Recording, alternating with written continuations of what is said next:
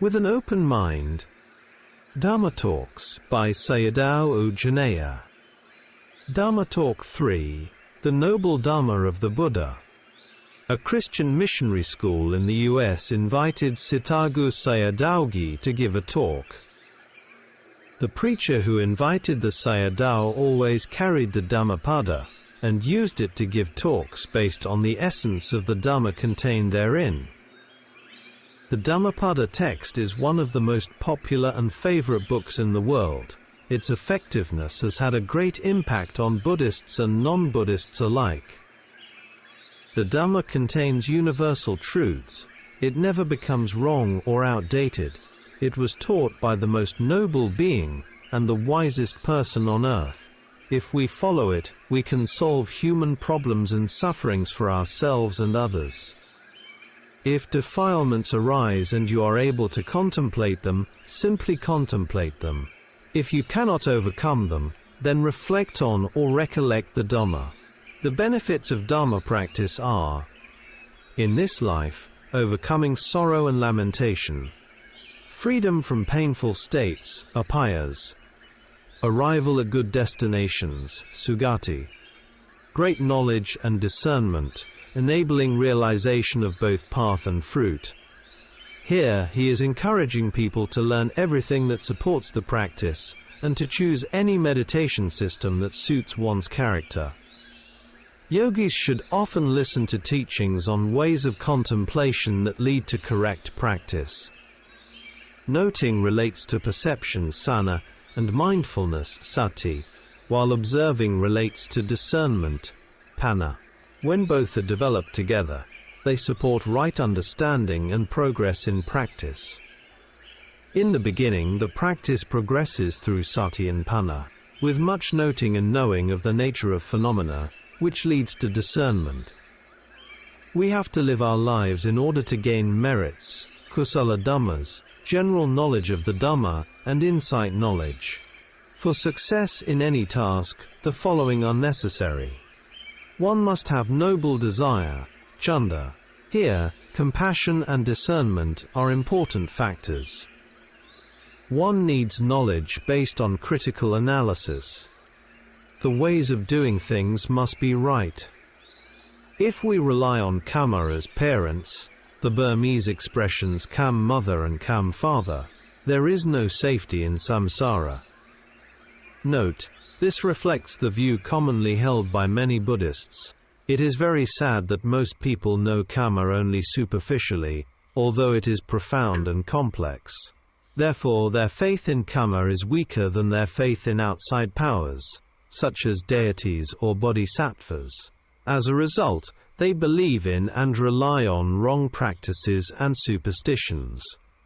One important point in inside practice is noting and observing.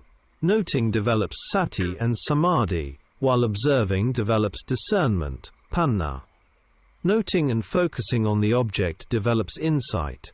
With only noting, samadhi is developed but discernment is not yet fully included.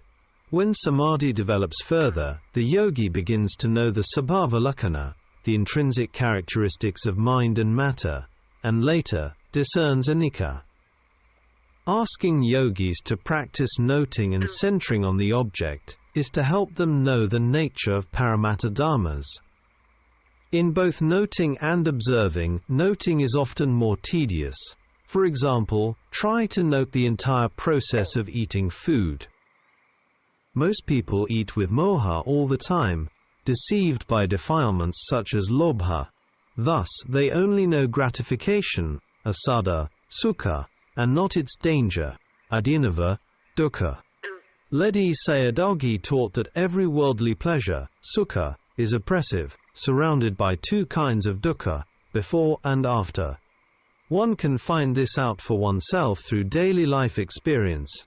Every Dharma teaching can be directly verified in this way. Noting is knowing the arising nature of phenomena. At first, noting knows the nature of phenomena, and later discerns anicca. Noting and observing are the seeds of the path factors, and should not be looked down upon.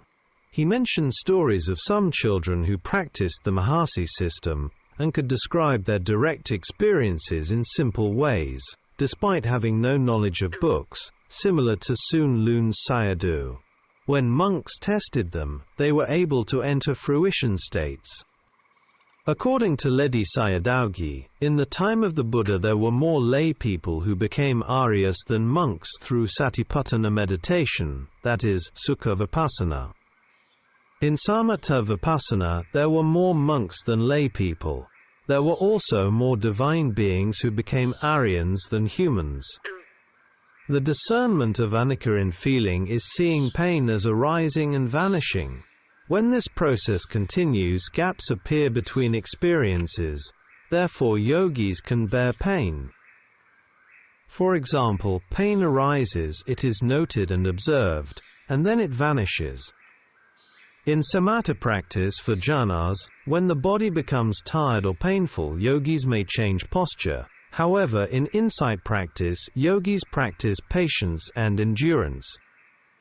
Only through this can one truly know the nature of the khandhas. At Tauku Meditation Center, yogis are required to sit for at least 3 hours. This well-known Vipassana center is located in Tauku Village, Mudon Township, Mon State. Tauku Sayadaw was similar to Sun Lun Sayadaw. He had been a village man before, and had a family. His teacher was not Mahasi Sayadaw, but like Mahasi Sayadaw, both had the same teacher, Thatham Mingun Jetavan Sayadaw. He was also known as Mulmain Sayadaw because his monastery was located there. 2 Sri Lankan monks, Soma and Kaminda Theras, practiced Vipassana under his guidance before World War II in Mulmain city. They were 2 of the 3 translators of the Path of Freedom. They were influenced by a monk, and later changed their views on the Satipatthana system. Some elderly women were even able to sit for 5 to 6 hours. If yogis are patient, their practice can overcome painful feelings. This is not an exaggeration. In Thai forest monasteries during 1 Phra Apasatha days, village grandmothers often sit for many hours, sometimes spending the whole night practicing but not the layman, whereas even some monks may rest for short periods. There are often more women than men, listening to Dharma talks, and participating in meditation retreats. Women generally have more opportunities to accumulate merit than men, as daughters, wives, mothers, and grandmothers. Every morning, those who prepare and offer food to monks are mostly women. Some are even young girls. As human beings, women often accumulate more merit than men.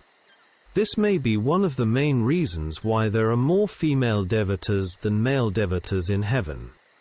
Overcoming painful feelings does not mean that Vedana no longer exists. Rather, painful feeling may change into pleasant feeling or into neither painful nor pleasant feeling. When one understands the nature of feeling, one no longer fears pain. By overcoming feelings in this way, yogis are able to sit for longer periods. Thaingu Sayadaw said that insight contemplation is training for death. An experienced yogi will not fear death when it approaches.